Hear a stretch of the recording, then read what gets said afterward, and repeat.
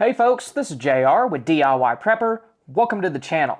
As preppers, we love to talk about different kinds of gear. I mean, after all, it is always fun to get new toys, but I think many times we forget that we can perform a lot of really important survival tasks using things that we probably already have laying around. Knowing different survival hacks can help those who can't afford specialized survival gear be able to do the things that they need to do. And even if you can afford those different kinds of gear, it'll still help you be more resourceful. So if you're in a situation where you're separated from your main equipment, you'll still be able to survive. And one of my favorite survival hacks is the buddy burner, also known as a hobo stove. This is an off-grid cooking method that uses cheap and easy to find materials, most of which you would just throw away. To make one, you'll need a short metal can like what you'd find canned chicken in, but be sure it's actually metal. Some cans, like what cat food comes in, are actually plastic and will melt. So if you're not sure, just use a magnet to make sure that your can is in fact metal. And the size for these doesn't really matter all that much, but the smaller ones may be more versatile in some cases. For larger cans, you're going to need something like a firebox stove that can accommodate that bigger size. But smaller ones can fit in something like the Solo Stove Light, and it's going to be a lot more portable. But regardless of the size, this is a cooking method that is definitely done best outdoors. Next, you're going to need some cardboard, like from a shipping or moving box. Measure the inside of the can and then mark your cardboard just a little shorter than that. When you do this, make sure that the holes in the cardboard are going up and down because this is going to help the wax seep down into it later on. After that, cut your strips of cardboard. You'll probably need to make several strips like this in order to fill the can.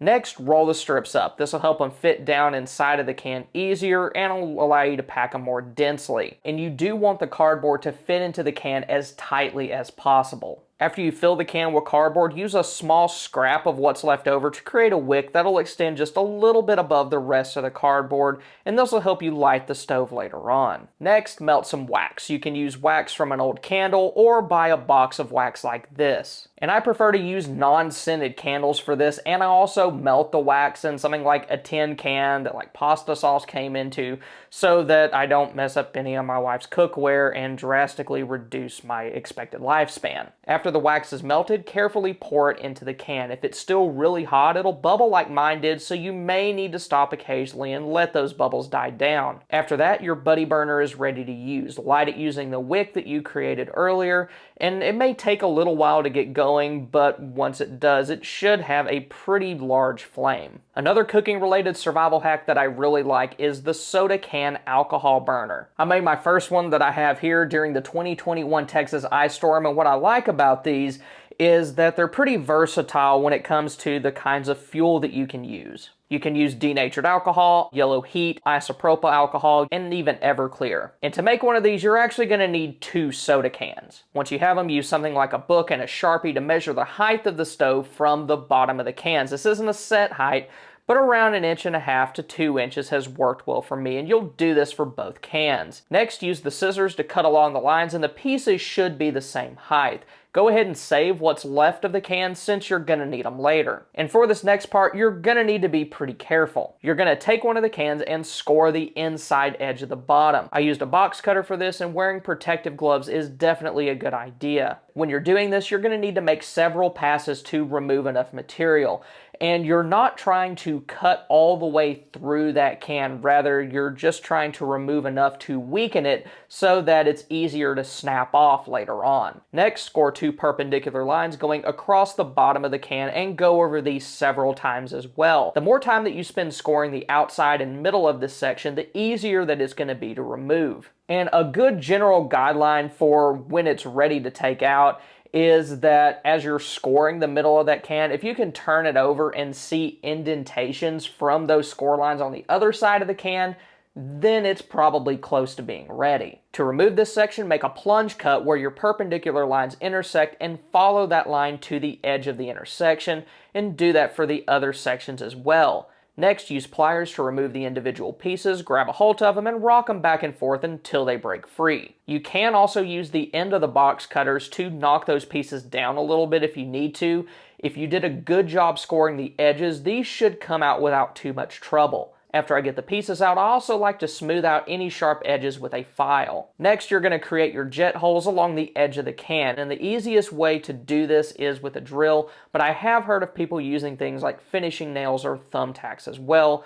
But I will say a drill is much easier to use, and in case you were wondering, I used a 1/16 inch drill bit. Next, use a pair of needle nose pliers to crimp the bottom edge of the can, but don't go up too high like what I did here. Crimping too high will cause flames to come out between the two cans rather than the jet holes that you just made, and you don't want that. Next, take the top portion of one of the soda cans and remove its middle section.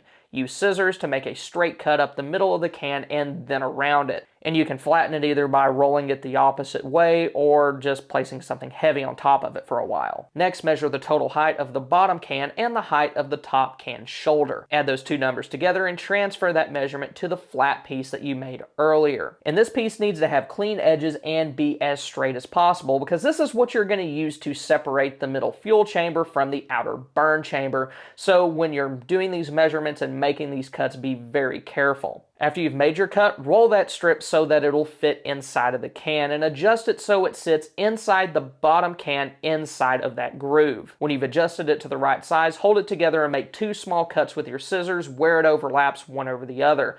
Use these as references to make longer cuts in opposite sides and ends of the piece. This will allow you to connect the two ends to make a ring. After that, cut two small triangles at the bottom of the ring. These will allow fuel to flow into the burn chamber. Next, place the ring inside of the bottom can and then set the top piece inside of the bottom can as well. When pressing the top down, make sure that the ring sits inside the grooves of both the bottom can and top can. Once it's together, you can add fuel to the soda can stove and light it. If you did crimp too high and have flames coming out between the two halves, you still may be able to salvage it. You can try using small pieces of the cans that you had left over to make some shims, and you just wedge these down inside of the stove where those gaps are to prevent the flames from shooting out.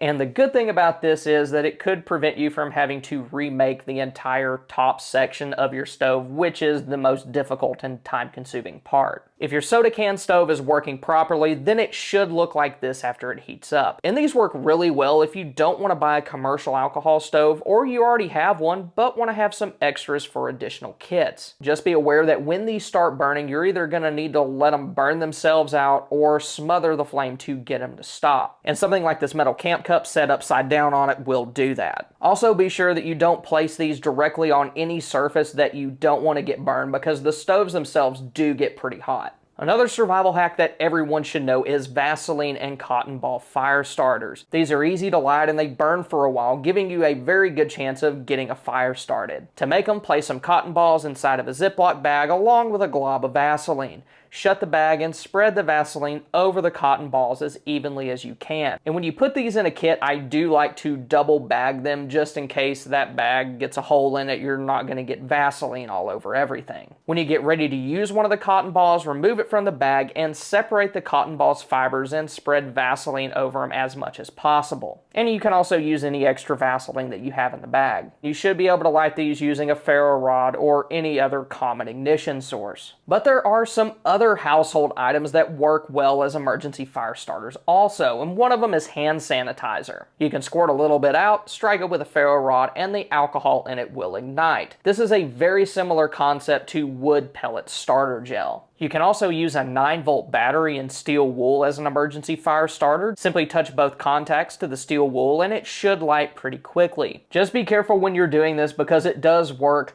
very quickly. You want to be sure to store those in completely different places because you don't want them getting too close together and setting a fire in something like your bug out bag or the junk drawer in your kitchen. But you don't even really need a battery to use steel wool as a fire starter. You can actually strike it with a ferro rod. I've only tried this with superfine steel wool, so I'm not sure if it works with the more coarse grades. Another item that you can use for prepper or survival hacks is spray bottles. You can use athletic style bottles to do things like rinse toothbrushes, and the benefit to that is that it can help you conserve water. Doing things like using spigots on aquatainers or just dumping a bottle of water over something can result in a lot of waste, but with a squirt bottle you're using less water at a higher pressure, which is going to help you clean and rinse more efficiently. If you don't have a regular spray bottle, then you can make your own out of a disposable water bottle. For the really cheap ones, just use a needle to poke one or more holes in the lid and squeeze it and water will squirt out. And you can also use this to help you water seedlings. For this one, I used a higher quality bottle and used a drill to make several holes in the lid.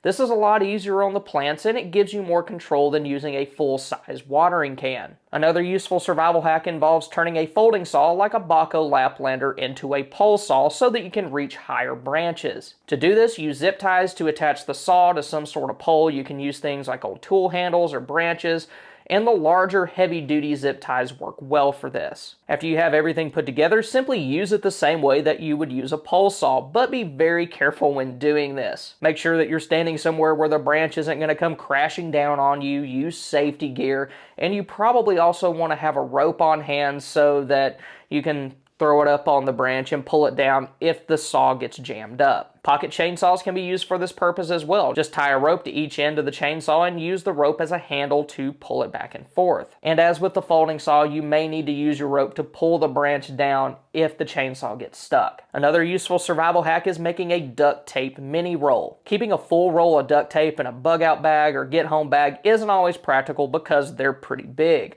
But making a smaller roll is very easy. Just take a pencil and cut it to the width of your duct tape, then wrap the duct tape around that pencil. The good thing about this is that you can make your roll as large or small as you want to, and it eliminates the large empty middle section of a roll. And it'll also let you break a larger roll of duct tape down so that you can use it in multiple kits. But another thing that I've done is I have taken electrical tape and wrapped it around something like a small piece of plastic.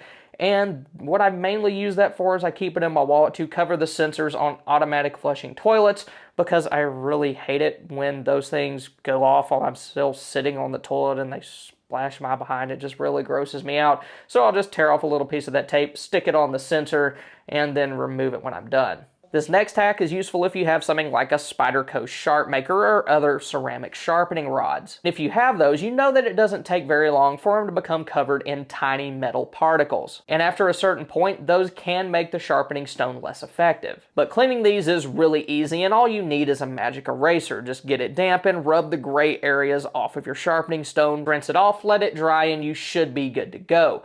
Now, these are not the only survival hacks out there, so if you want to see some more, you can check out this video that I did a while back showing several different just everyday items with survival uses, or if you want to see some disposable items you should be stockpiling, then check out that video. Thank y'all for stopping by. Y'all have a good one.